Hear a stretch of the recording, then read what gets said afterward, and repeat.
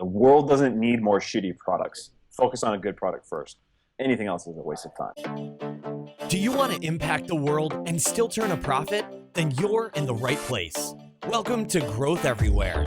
This is the show where you'll find real conversations with real entrepreneurs. They'll share everything from their biggest struggle to the exact strategies they use on a daily basis. So if you're ready for a value-packed interview, listen on. Here's your host, Eric Sue.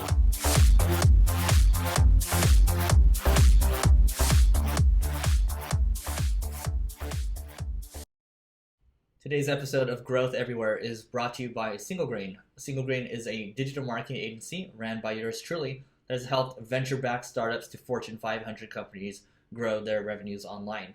Single Grain covers services such as search engine optimization, Facebook advertising, Google advertising, YouTube advertising, content marketing, and conversion rate optimization.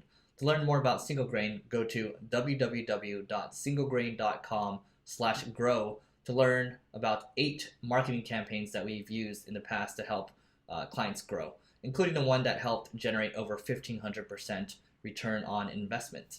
Hi everyone, welcome to this week's edition of Growth Everywhere, where we interview entrepreneurs and bring you business and personal growth tips. Today we have Nick Robinson, who is the CMO, Chief Marketing Officer of Quest Nutrition, which is number 2 on the Inc. 500 in the last 4 years. Has been number 2 in the last 4 years, and also is the number 1 selling protein bar in the sports nutrition category. I actually have one of the bars right here that is one of my new favorites. Nice. Nick, how are you doing today? I am excellent. It's great to be here. Yeah, thanks for being here. So, the way we like to usually start these off is to hear a little more about your background and how you got here, and then we'll go from there. For sure. And I'll preempt all of this that we are in a fairly open environment here, so I'm sure people will be walking around. So excuse any of the noise. And actually, I'm going to have Evan shut the door for me because the El Segundo Boulevard is racing past us. All right. So the first question was? Your background. Yeah, sure. So I moved to Los Angeles in 2006 and quickly found a job working for Michael Eisner at his new media studio, Vuguru. So Michael had just left Disney with a pretty sizable golden parachute and wanted to create content specific for an internet audience. And this was back in the MySpace days. So we created a hit with a series called Prom Queen that got debuted on the homepage of MySpace, which was a big deal back then. So really got to dive in deep into the world of creating content for that audience, which is a passion of mine. I'm very passionate about combining community, storytelling, and technology, and really finding ways to merge all of that. So when I was younger, I created a website for car enthusiasts in the state of Maine where I grew up, which did well, and I sold my first banner ad on a website to a local car dealership, and that sort of got me hooked into that whole world. So worked for Michael for a handful of years and made that into something pretty special. We got an investment from Rogers Communications, which is a big telecom in Canada, that allowed us to spin the web division off into its own separate entity. I became a creative executive there, got to do the whole, meeting people, taking pitches, and develop content, which is a lot of fun. And then a recruiter started hounding me. I thought I was going to be able to go off on my own, kind of do that whole thing that I think, with that entrepreneurial drive, I wanted to set off and do my own thing. But this recruiter kept hounding me. And she said, "You've got to meet these protein bar guys." And I would just laugh at her and say, of all things next on my list to do, protein bars aren't even on my list. Like, why are you telling me to meet these guys? Just please leave me alone. But she was relentless. Like, she literally calling me every day, "You've got to meet these guys. You've got to meet these guys." Okay, fine. We'll meet these guys. So I go and meet who are now the 3 founders of Quest, Ron, Tom, and Mike. And we're at their tech company. They had a tech company called Awareness Technologies, which is like security software. So I meet the guys, and I leave that meeting knowing either these guys are going to completely change my life, or it's total bullshit. This is a scam. I don't know what's going on, and this just isn't, what I want it to be. And it was like 75% change your life, 25% like total bullshit. The next meeting was they had just signed the lease on what would be our first factory, our first production facility. So there's no chairs, there's no tables, and that was the second interview there. And that's when I first tried Quest bars back when we only had 2 flavors, vanilla and peanut butter. And I saw something, and so I laid out this plan of like how we're going to build a community, build a brand through developing a really large community by giving them high value content that but first and foremost, this was going to be about the customer, be about the community, and like that's what they wanted to do. So it wasn't a matter of convincing them like we've got to focus on social. They were saying, yeah, we're only doing this through social. We've got no money, but even more importantly, we're going to build the community, and that's what we did. It worked really well. And there's two important and unique things about Quest. The first is the product. The product really is better. It really is different. You eat them, you know. They're high in protein. There's no sugar added. They're low in carbs. There's very few ingredients. No one had done that before. So we accomplished that. And then the way we market, having that community focus, all those things combined into this perfect storm, and just explosive growth. So the first 3 years, the 3 years for the Inc. 500 award, we grow 57,000%. Wow. And that's just an insane number. And we don't talk about our 2014 revenues, but I can tell you that they're insane. Okay. Can you talk about 2013?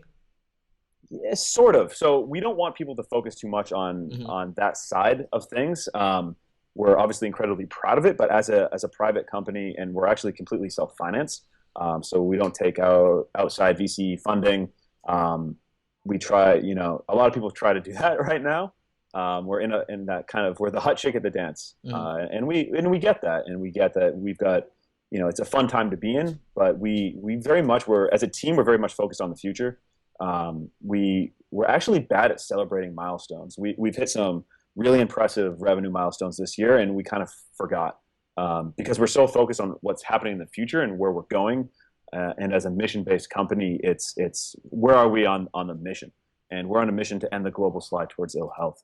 And to do that, listen, we make up 75-80% of all protein bars sold in sports nutrition. That's cool, but that's only hitting a really, really small portion of the people that we need to help. Wow, 75 to 80% of the market. Yeah. That's insane, because it's funny. Last year, I had a personal trainer, and he was like telling me, he's like, this is at Equinox. He's like, you got to get a Quest bar after the workout. I'm like, never heard of it, but okay, fine. Tried it. Was blown away. It's delicious. Apple. Going off on a tangent here a little bit. Apple pie was my original favorite flavor, but once I actually started trying this flavor, so we got introduced. The only reason I heard about you was because you posted that Reddit thread, and you said the chocolate chip cookie dough flavor was beyond a game changer for you. So can you talk a little bit about this? Yeah, for sure. So, up until that point, we had released, how many was it? We had 3, 4, 5. I think we had 5 flavors plus the Quest Cravings. Then we released cookie dough. So cookie dough, it's a game changer because we'd brought this community together, and we'd given them a product they'd never experienced before. We brought them a product where we focus, so we look at the marketing sphere as a pyramid, and at the top of the pyramid you have people focused on the realities of what happens when you eat. So these are guys that are deep into the science of nutrition. Peter Attia is a close friend of the company. He heads up Nusi, and Nusi is committed to spending $1 billion in the next 10 years to study the realities of what happens when you eat. So we're having one-on-one relationships with people like Peter. Right beneath him, you've got professional bodybuilders. You've got guys who are going on stages in bikinis. Every single calorie counts. They're surviving on chicken breast and broccoli, right? It's not much fun. We gave them a product. They could flip it over. They could read the nutritional profile, and they knew they could eat it. Then they'd taste it, and they'd be blown away. And cookie dough was that first flavor where it was like, wow, is this real? It tastes like cookie dough. Like it legitimately, truly does. And it's got real chunks of chocolate. We manufacture that chocolate ourselves. It's not just like chocolate that you buy off the shelf. So inclusions. If I had to give one word to it, it was the inclusions. It's a whole different taste experience. And at the same time, we were really ramping up who we were as a company. So the first year and a half, we thought we were a bodybuilding company. That's who we were going after. You had 4 dudes sitting in a room together. Like it was the 4 of us sitting in a room like as big as a closet. And we're dudes and we lift, and it's we thought that's who we were. We thought that's who our marketing message would be speaking to. But our fans made it really clear that's not who we were, because we were providing something that everyone wants to eat cake and they don't want to feel guilty about it. So as cookie dough came out, we realized we were clean, delicious food. So I remember it was myself, our president Tom, and our community manager Clark. We locked ourselves into a room with a whiteboard and said, we got to figure this out. we've got to figure out the position. And it took like an hour, and we came up with Cheat Clean. That was all sort of happening at the same time. Cheat Clean coming out, understanding who we were as a brand, and then this knockout flavor. Those elements really combined together for just an explosion. Wow. Okay. So, yeah, no, this totally is. I mean, I've tried all the other bars before too, and then this one, I can attest to it. My friend was like looking through my pantry. He's like, "Hey, I'm gonna try this thing," and I didn't even open the box yet. And he's like, he opens it, he eats it. He's like, "Wow." He just straight up, "Wow." He's like, "You gotta try this right now." And then, I mean, since then, I haven't bought another box of apple pie. It's been all chocolate chip cookie dough. So Yeah. good job on that. Thank you. But one interesting thing you noted in your Reddit thread, obviously you were the first executive hire, right? Yeah. So for employees going from 4 to 600, there's always a comment that people say some people that were a fit at, growing the company to a certain point are no longer a fit at another point. So, obviously you're a fit all the way up to 600. I mean, what are some things you've learned from, or what are some things you've experienced while, getting to 600 employees? Sure. Yeah. I mean, there's a few interesting things to discuss on that note. On the broad scale, evolving the culture, evolving who we are. As I said, there was 4 of us sitting in a room the size of a closet. We all were making bars ourselves. So we'd run in and box bars, and then I'd run back to make a Facebook post, and that cycle would go on. But it was very easy to develop that internal culture when we were inches away from each other.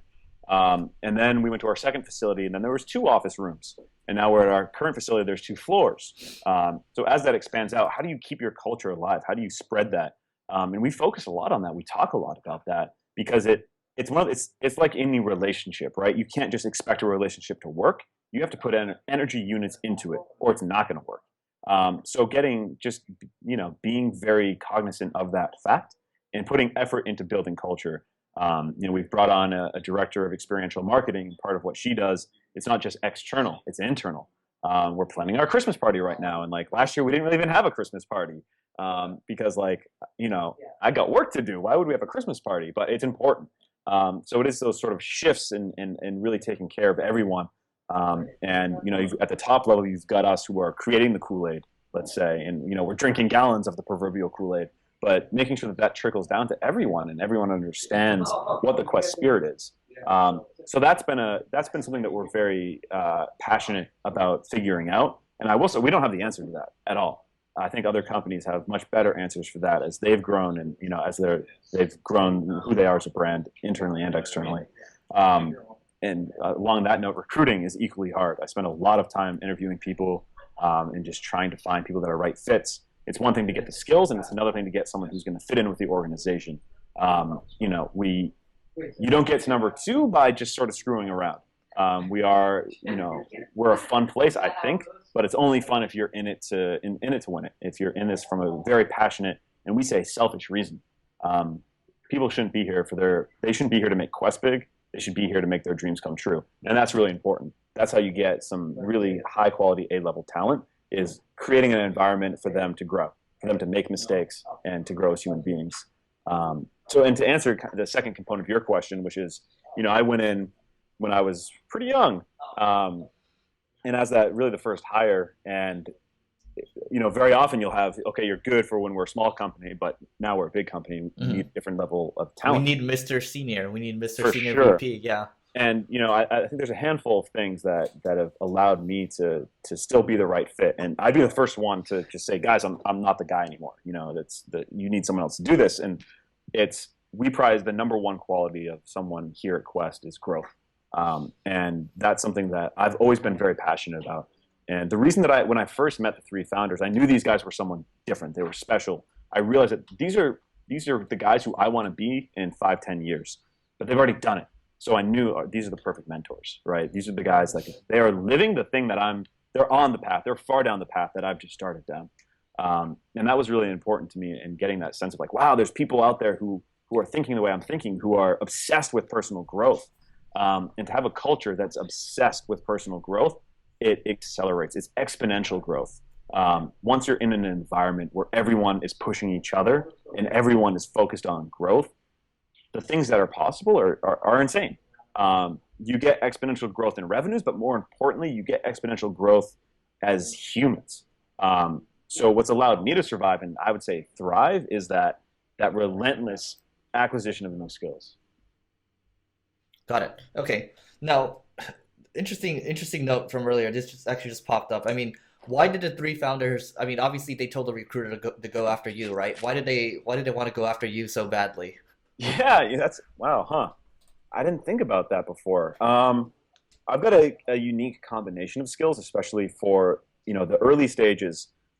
They had identified already. All right, we're going to build this brand through social, and that's something that I've been doing. I've been building communities and deeply involved on a content side and a marketing side for a really long time, since high school. Right, I built that first community called MainStreet.com, which had back at the time we had 1,500 monthly active users, which for a hyper niche in a small state, that's pretty good. So I got that first taste of building a community there, and I've been continuing that throughout time. And then combining that with creating content for Michael Eisner, I think that was a nice combination, and turned it into something special. Oh, look at this! We're getting handed out our new s'mores bar. I'm gonna have to drop by and steal one. Oh yeah, man! When you come by, please. They're my favorite new bar, and it's always fun when we release a new product. Because I've been eating them now for like 3 or 4 months, and have to keep it a secret. And my friends know I'm eating a new bar, but I won't tell them what it is. And finally, have it out in the world. But yeah, so I think I had that unique skill set from a resume standpoint, and I'll say that we don't look at resumes here at all. So at that time it was the recruiter. They had identified a certain skill set that was required to do this. Tim Ferriss's 4-Hour Work Week was a heavily influence for the guys in the early stages. They were miserable at their tech company. It was named as one of the 42nd, I think, fastest growing company by Deloitte. So they were doing really well, and they were just totally miserable. And after reading the 4-Hour Work Week, they realized there's a better way to live. And Quest really is a reflection of that. Got it. Okay. Now, correct me if I'm wrong, and I might have heard this in the past. So somehow people have tied the Quest Bar guys in with like SEO as some kind of SEO experts. Now, is there any truth to that? None. I literally don't focus on SEO at all. I don't do active SEO. I'd call it passive SEO, which means I'm creating content that's high value, that it happens to have keywords in it, but I'm not using writers in the Philippines or things like that. I'm very aggressive about who I hire as a writer. And then I have them write good content. It happens to have keywords in it, but we're not saying, hey, find these keywords and write content around it. I'm saying, write awesome content. Don't worry about anything else. Don't worry about selling Quest bars, and certainly don't worry about SEO. Worry about adding value to the customer. And it happens to rank highly, but that's not the goal. And it's really important to distinguish between your goal and what you're doing and a result from that goal. SEO is a result from that goal. The only time I've done anything where we were overt about SEO was we had to transition from questproteinbar.com to questnutrition.com, and at the same time launch a redesigned website. So new design, new domain was a huge pain in the ass, and we had to engage an SEO firm just to make sure we didn't lose ranking. But beyond that, that's the only thing we've ever done with SEO, and again, in an overt way. So add value first, and SEO will come. I agree. Cool. So let's talk about the community. I mean, and I think you might have covered some numbers in the Reddit thread, if memory serves me correctly. But how big is that community? And we'll continue the conversation from there. Sure. Yeah. So our community is at about 1.5 million, and that's between Facebook, Twitter, Instagram, and YouTube. Wow. Okay. So let's start from the beginning. I mean, how did you start from the beginning? I just want people to get something actionable from how to build a community. For sure. And beginnings are always a lot of fun. So the first focus was on Facebook, and this was early 2011, January 2011. Before a lot of businesses were really using Facebook, before Facebook was saying, hey, businesses, come here and use our platform, they were still really engaged in bringing in just users, just bringing in people. But we knew that was a great place for us to be because we're going to create content. We knew we were going to create content. Instagram obviously didn't exist at that point, and Twitter was too fleeting. Twitter didn't take off for us until last year, and we just crossed 100,000 on Twitter. It's been one of our slower platforms to grow. But on Facebook, I knew we could really get great relationships built around content. So the conversation threads would be based on the content that we posted. That was really important. And then it was a matter of being consistent, adding value, and then remembering the names. Some of our super fans from the first year, Debbie Grohl, she's one of our super fans. She's been there since like my second month at Quest, and she's still there actively posting. Another super fan was Joy Ramita, who was our first super fan.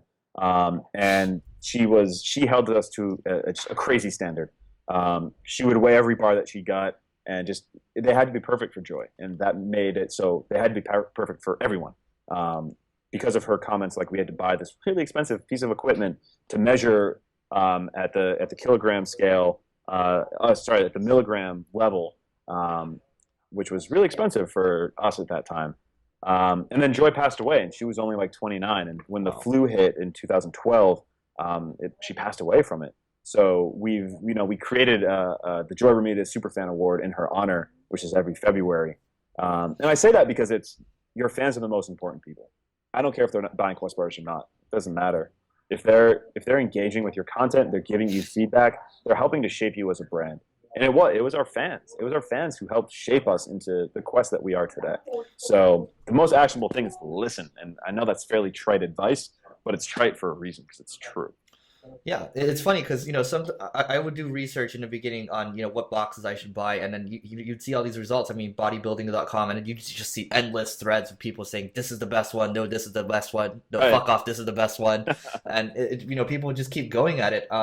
So besides the Joy Award, what's another example of world-class content you guys have produced? Yeah, so again, I'm very much a content guy, and we hire people based on selfish desires, right? And one of my stated goal is to create a media empire. That's what I'm after, and I'm able to leverage Quest to do that.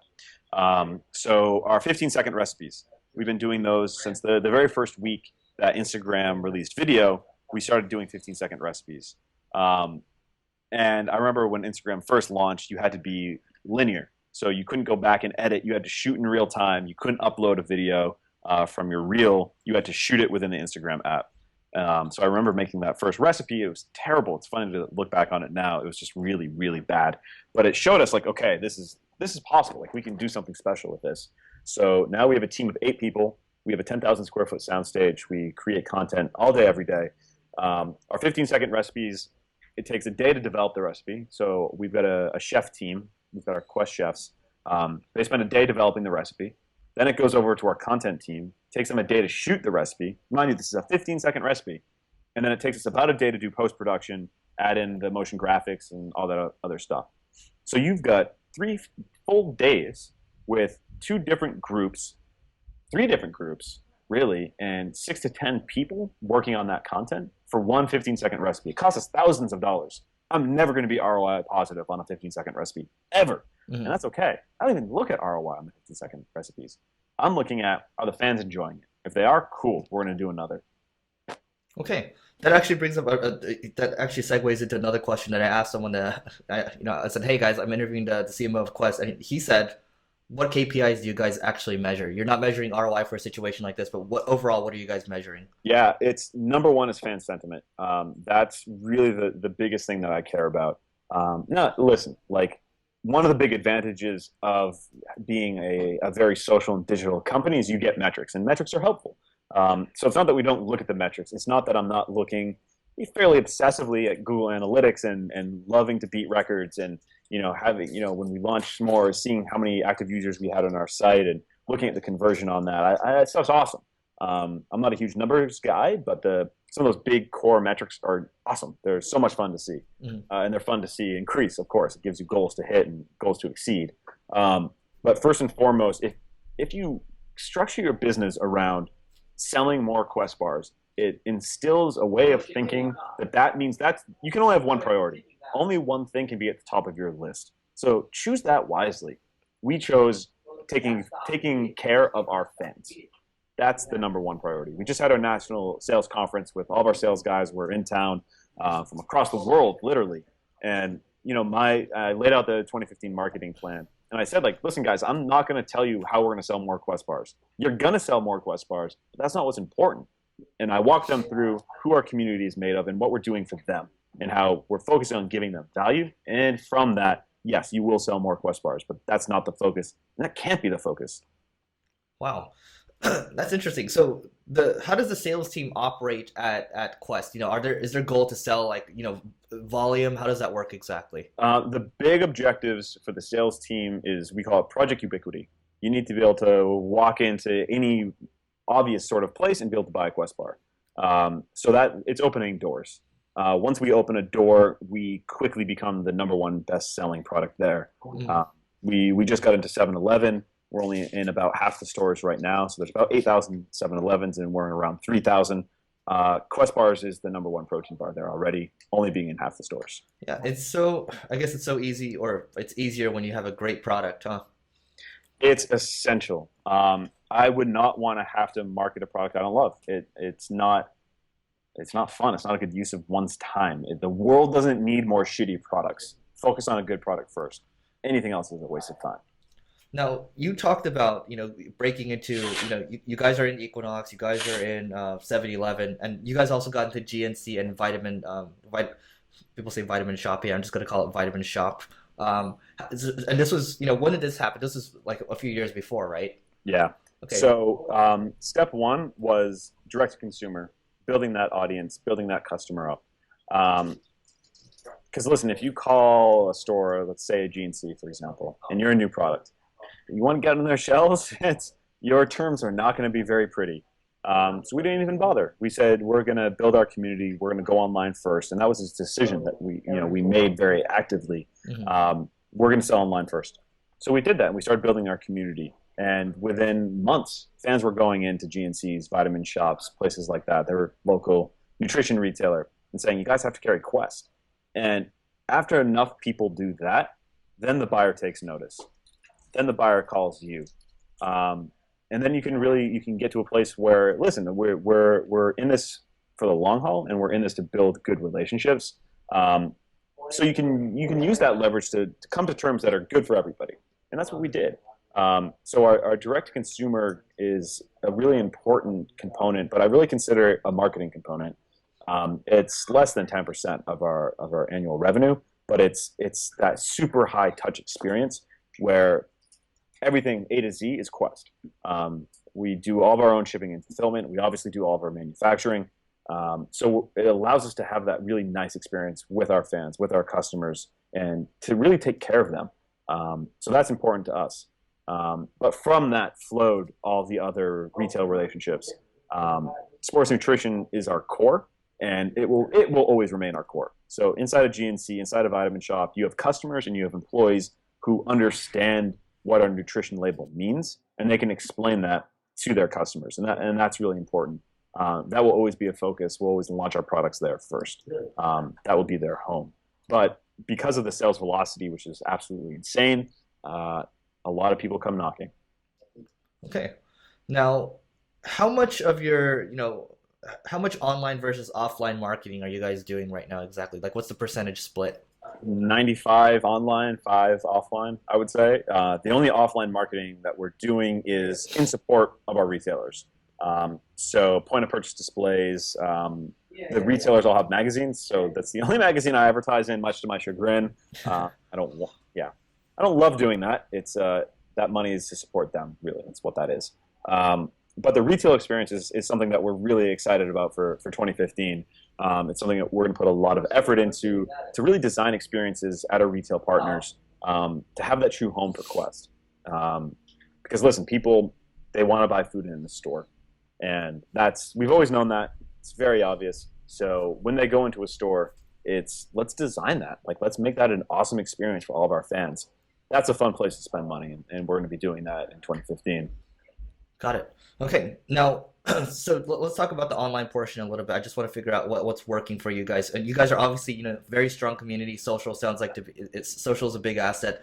Content marketing is a big asset. What else are you guys doing that's really kicking butt for you guys? Yeah, I mean, listen, Google's CPC does great. We spend a lot of money at Google and MSN and Yahoo.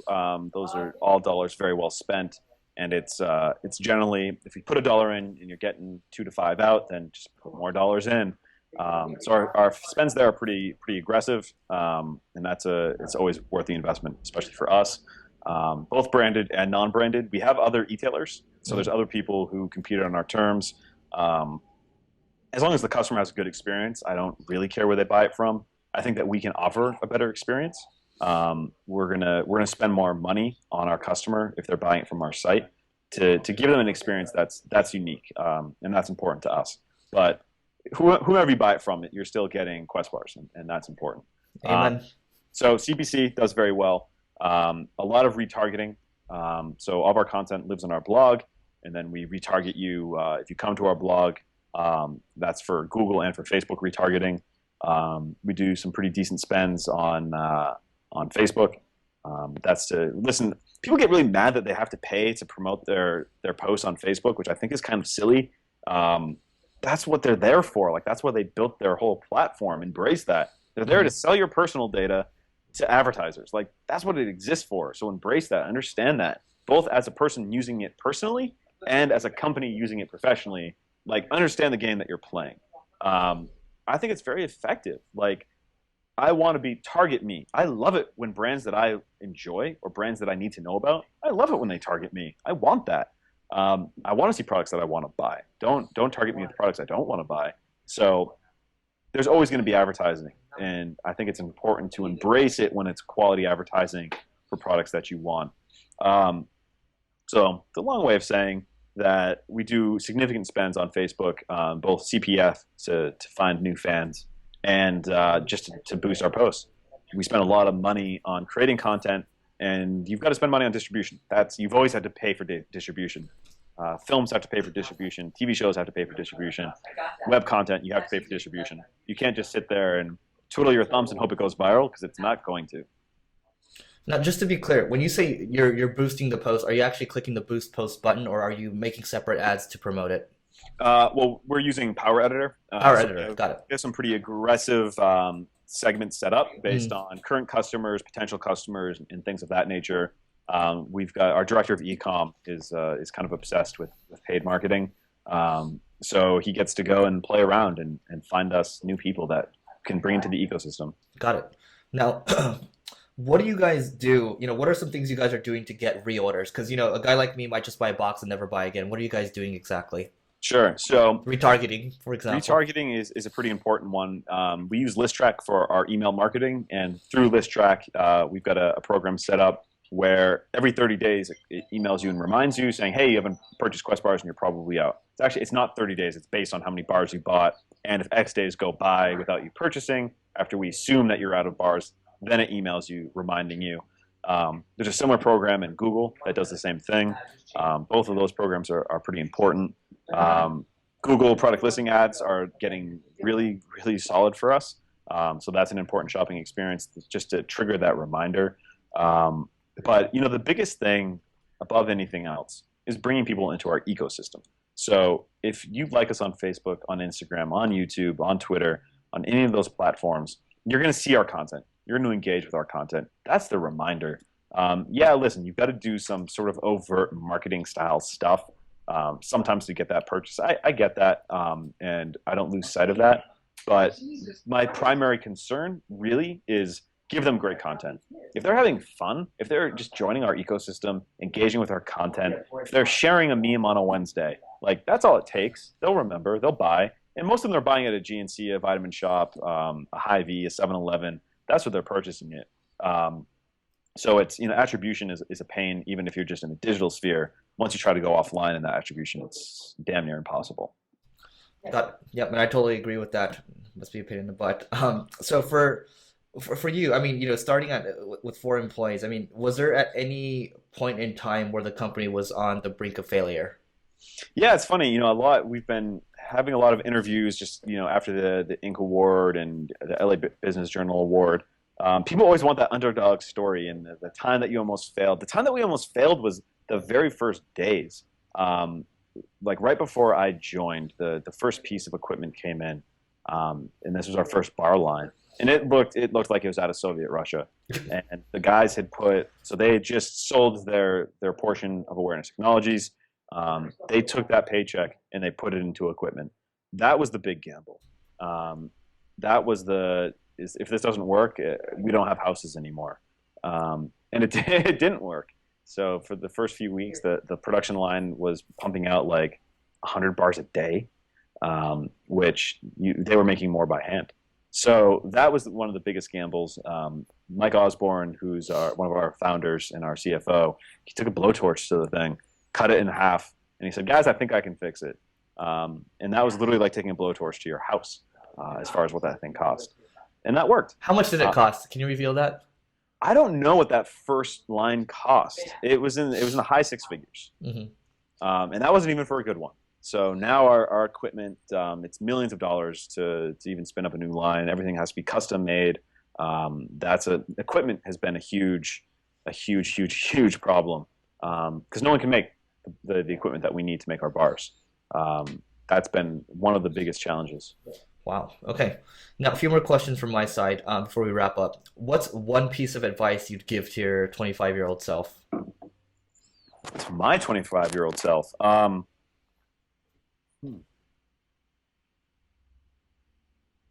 keep reading. That really the smartest thing anyone can be doing who wants to really do something special. Will Smith said it the best, that anything you ever want to know is in books. It's all in books. The secrets of the universe are in books. So don't stop reading. This is what I tell myself. Had I discovered Audible and the fact that you can play back audiobooks at 3x the speed, had I discovered at 25, I would have had 1,000, 2,000 more books under my belt. That's one of the biggest gifts of mankind that no one seems to understand. I agree with that. I think one piece of advice, I like to listen to things on 3x, but sometimes when the stuff is just too dense, it's okay to pull it back to 1x, guys. You're right about that. You're right about that. It is. Don't be ashamed. Sometimes some books I have to do at 2x. So yeah. No, sometimes I'm at 3 or 2, whatever, and then it's like, no, I gotta stay there because I gotta be, I gotta continue to be smart. If I pull back, I'm dumb, But it's okay to pull back sometimes, just so the audience knows. So, what's one productivity hack you could share? So here's what I've had to do recently. Since for the last 6 or so months, our days have become so dense and so filled with things to get done that I have to now live and die by a calendar. Dave Asprey from Bulletproof, he said, and I heard him say it a few months ago, which is what triggered it for me, is he blocks his day up. I think he does 15-minute increments. I do 30-minute increments, but my weeks are planned out. I know what I'm doing at I've got my reminders for 2:30 just popped up. So every minute's scheduled. So the rare moments of downtime that I have, they're scheduled. I know what specific project I'm working on. That's been a total game changer. The other game changers are our marketing coordinator does all of my scheduling. I found myself, it's as silly as it sounds, the back and forth to someone to schedule a meeting. How's 10 o'clock? No, how's 11? Actually, I can't do 11. How's the next day? That just drove me insane. Mm-hmm. Spending, 20, 30 minutes per person to find a time is just a waste of time. Agreed. So having someone take care of that for you, or there's some software that some people use that takes care of it, find a solution for that. It's not a good use of time trying to find time. You're wasting time. Yep. And what's one must-read book you'd recommend to the audience? Whew, you're only giving me one. I'll give you the one I'm reading now, which is The Rise of Superman, which is by Stephen Coulter, which is absolutely incredible. It tracks flow states and how extreme athletes achieve flow states, to extrapolate that into just how you and I will achieve the flow state, and the exponential growth that has happened within extreme sports. So 10 years ago, no one could do a backflip on a motorcycle. Then within 1 year, you get a single backflip, then a double backflip. And the way people push each other and push themselves to do the impossible, and the state that you go into when that happens, because that's the state that you need to be in. And that's sort of the group that we try to cultivate here, and the mentality we try to cultivate here. Oh, wow. Okay, sounds like that's also good for marketing material for you guys too. Okay, so final question. What's the best way for people to find you online? Yeah, so I'm pretty easy to find. NJR Concepts on Twitter, the NJR on Instagram. I think I'm Nicholas Robinson on LinkedIn. It's funny. I need to unify my digital persona a little bit. But yeah, you can find me in all those places. Great. So Nick, thanks so much for doing this, everyone. This is Nick Robinson, who is the CMO of Quest Nutrition. Everyone, make sure you go out and get this the chocolate chip cookie dough, or else you're going to regret it. Or the new s'mores. The new s'mores too. Thanks so much, Nick. All right. Thank you. If you're interested in growing your revenues online and you're tired of ho-hum agency work, then it might be time to check out Single Grain. Single Grain is a digital marketing agency ran by yours truly that has helped venture-backed startups to Fortune 500 companies grow their revenues online. Check out Single Grain at www.singlegrain.com/grow to get a free resource on 8 marketing campaigns that we've used to help companies grow their revenues online, including the one that drove over 1,500% return on investment.